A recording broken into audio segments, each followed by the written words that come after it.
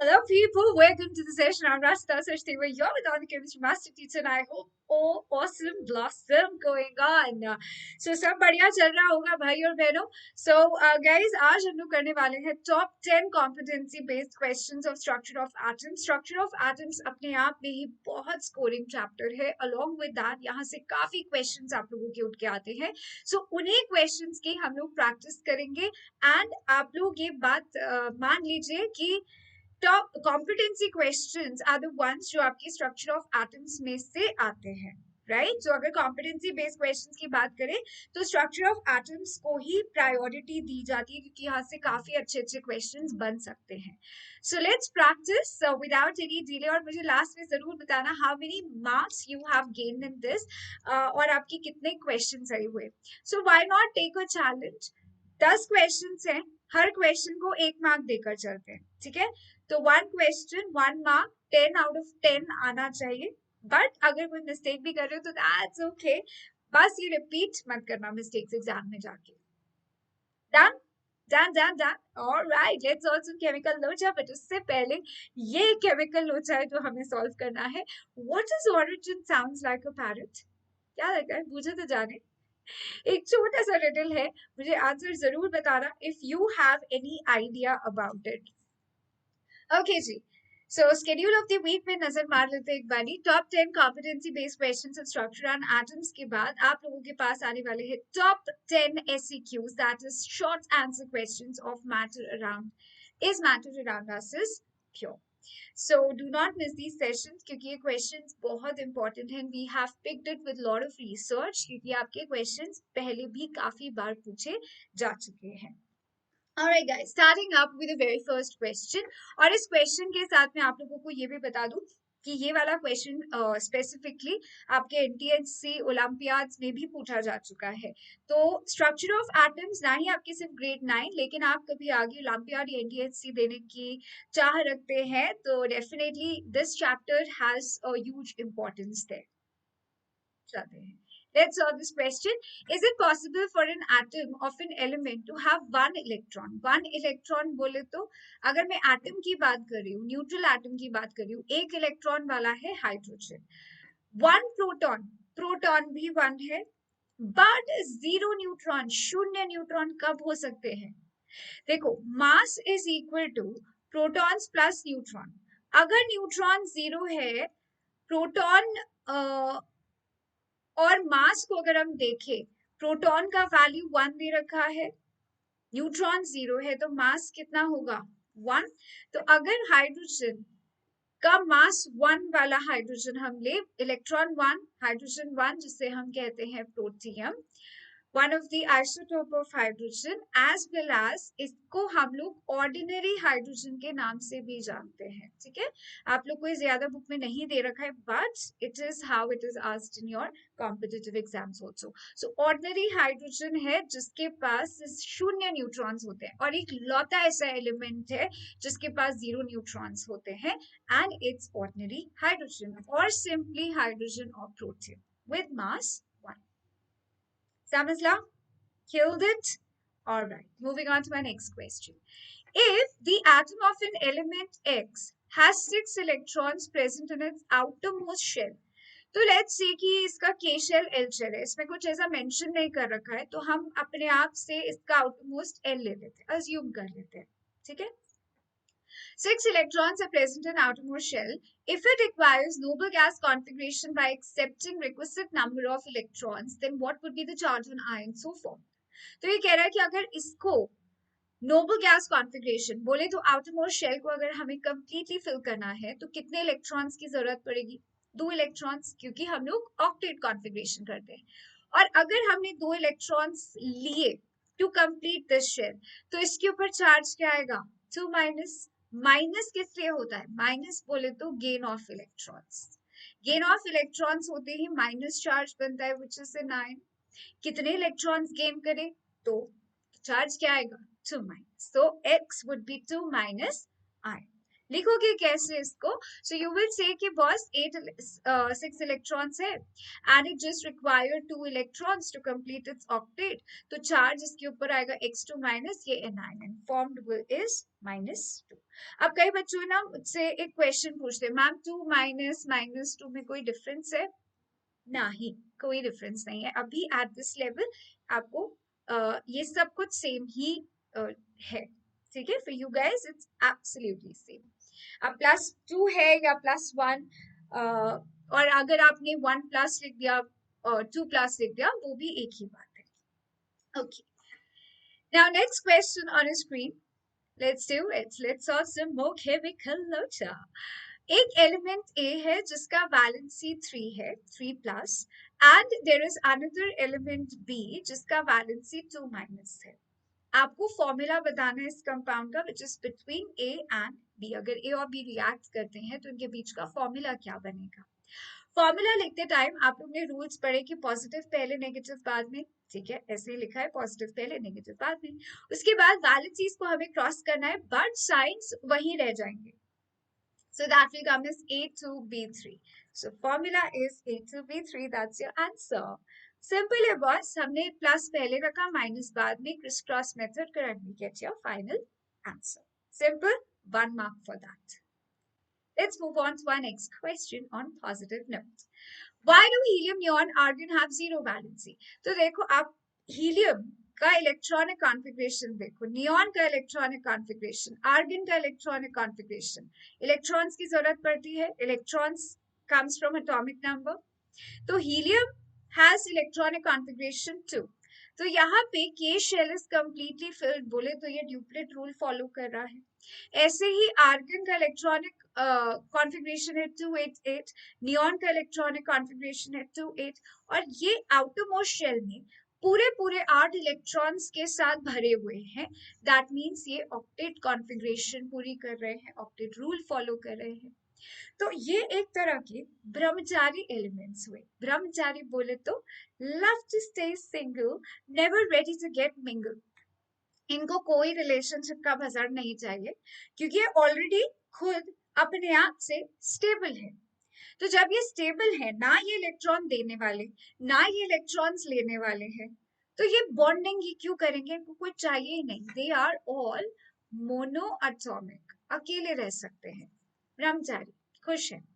तो इसीलिए इनका जो वैलेंसी, वैलेंसी क्या होता है? Combining capacity. तो इनका कंबाइनिंग कैपेसिटी 0 है क्योंकि इनको किसी के साथ बॉन्ड नहीं बनाना है, as they are itself very much stable to live alone. वो इंडिपेंडेंटली सर्वाइव कर सकते हैं, no companions are required. Alright, moving on to our next question, but वो क्वेश्चन बहुत बहुत इंपॉर्टेंट है। नेक्स्ट, एक एटम है, element atom of an element Z, 5 electrons इसके आउटरमोस्ट शेल में प्रेजेंट है।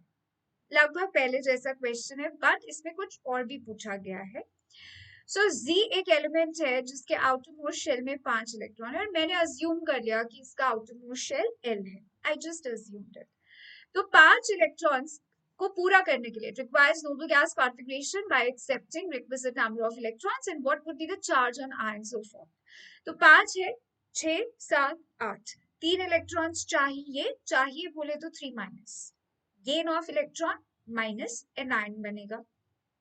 अब ये बोल रहा है, देखो यहां तक हमने आंसर दे दिया कि Z3 माइनस बनेगा, बट उसके आगे उसने एक और क्वेश्चन पूछा है, right the formula for compound which will be formed when Z reacts with sodium. अब सोडियम क्या बनाता है? Na281, एक इलेक्ट्रॉन लूज करके Na+1 बनाएगा क्योंकि इसका एटॉमिक नंबर 11 है, ठीक है?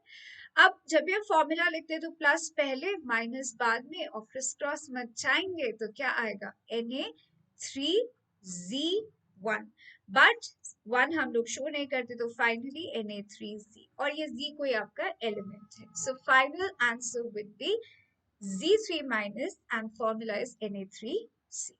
Is that clear? समझला? All right.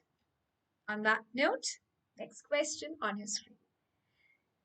Now, atom M है जो कि रिएक्ट करता है ऑक्सीजन के साथ, एंड फॉर्म्स M2O3। आपको वो क्या पूछ रहा है, वैलेंसी पूछ रहा है, M का वैलेंसी निकलवा रहे हैं। तो आप वैलेंसी क्या है, बेसिकली तो चार्ज पे जो तुम नंबर लिख रहे हो वो वैलेंसी है, isn't it? कंबाइनिंग कैपेसिटी बताता है वो। तो अब यहाँ पे इसको उल्टा ले जाओ, रिवाइंड कर दो इस पूरे प्रोसेस को, M के ऊपर 3 प्लस होगा, O के ऊपर 2 माइनस होगा, तब जाके वो M2O3 बना होगा, है ना। तो हमने इस पूरे प्रोसेस को रिवाइंड करा तो हमारे पास क्या आया, M3 प्लस। तो M का वैलेंसी क्या हुआ, 3। इंटरेस्टिंग है ना, it's just like a game. Okay, so आप आंसर कैसे लिखेंगे, as we know the valency is exchange rule, therefore M is 3। आप चाहे तो वो प्रोसेस भी करके दिखा सकते हैं, ठीक। Okay, next question, which is again very commonly asked in your paper, why chlorine, explain why chlorine, whether its element or its compound, has always a relative atomic mass of 35.5। So isotopes, अगर मैं chlorine की बात करूं तो उसमें 35 मास भी होता है, 37 भी होता है, दोनों का एटॉमिक नंबर 17 है, तो ये दोनों आइसोटोप्स है। तो ये बोल रहा है कि यार 37 मास नहीं लेते, 35 नहीं लेते, बट हम लोग इसका मास कंसिडर करते 35.5, ऐसा क्यों? This is answered based upon their abundance in nature. Chlorine 35 present होता है ratio 3 and 37 in ratio 1। abundance बोले तो कितना प्रेजेंस है नेचर में, या फिर 75% क्लोरीन है इस टू 25% इज 37 मास वाला क्लोरीन। तो अब जब इतना अमाउंट में प्रेजेंस है, it's not a less amount guys, ये इग्नोरेबल अमाउंट नहीं है, काफी अच्छा खासा अमाउंट है क्लोरीन, 35 का भी 37 का भी। तो साइंटिस्ट ने जब सैंपल कलेक्ट करा क्लोरीन के लिए, तो they found both the masses. तो उनको लगा कि यार हम कौन सा मास एक्सेप्ट करें। For that what they did, they took the average of these masses. Average कैसे निकालते हैं, 35 मास वाला, it means different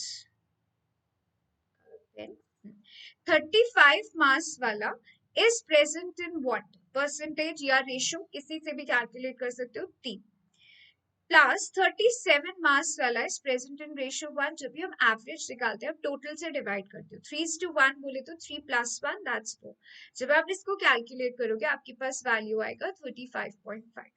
not only this, अगर आपको परसेंटेज से कैलकुलेट करना है तो 35 मास वाला chlorine is present in 75% plus 37 मास वाला chlorine is present in 25% in nature, divided by 100। 100 क्यों, 75 plus 25, 100, एवरेज में टोटल से डिवाइड कर दिया।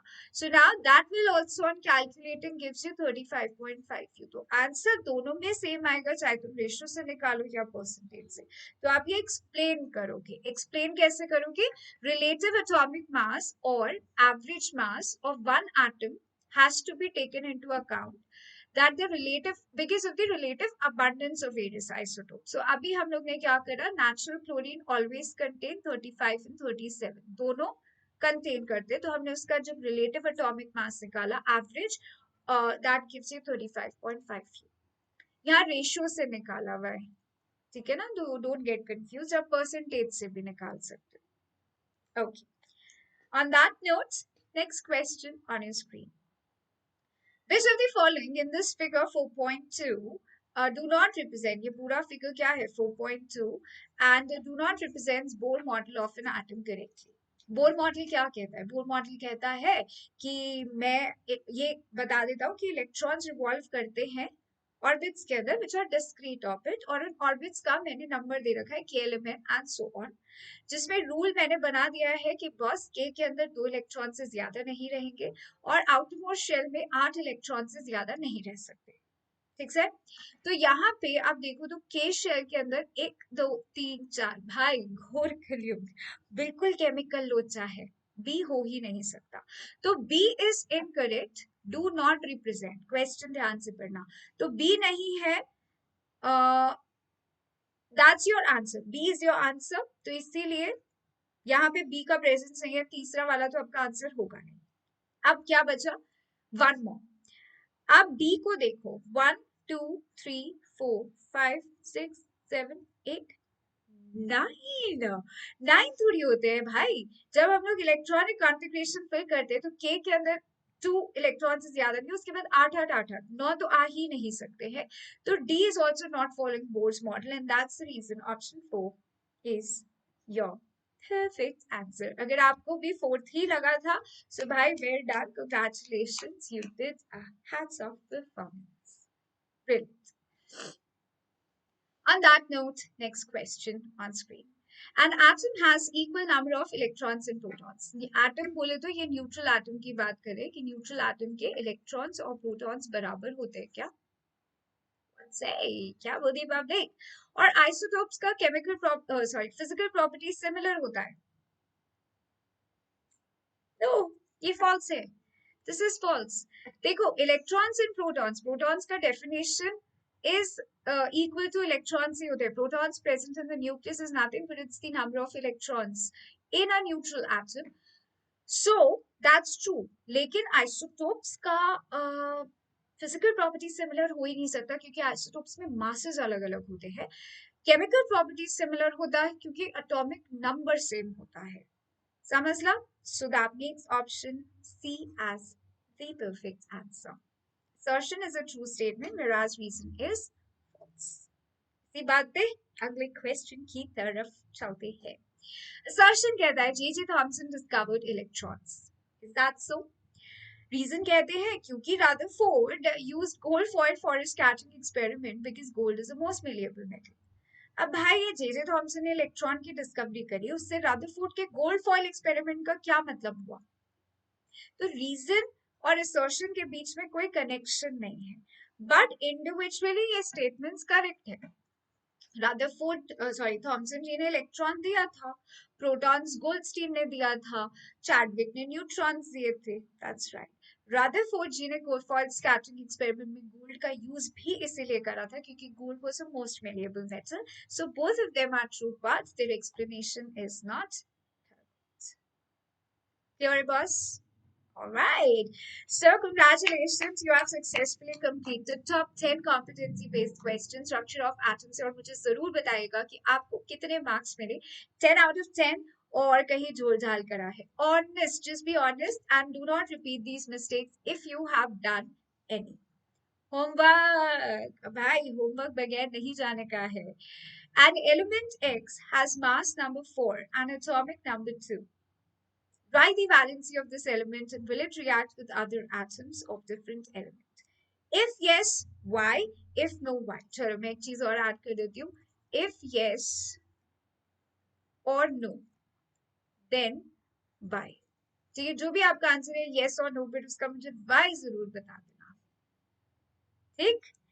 All right, guys. So again, congratulations on completing successfully all the questions. Now it's time for us to solve. Riddle. What is orange? Sounds like parrot. Carrot? Orange? Carrot? Yeah, it is carrot. It's an orange carrot, guys. Okay, that was funny. Ask your friend, okay? देखते तुम्हारे दोस्त लोग इसका जवाब दे पाते हैं कि नहीं. Alright, guys, that was it from my side. फिर मिलेंगे चलते चलते. This is me, Rashda Sachdeva, signing off. Thank you. Take care. Stay safe. Stay happy. Bye. Take care.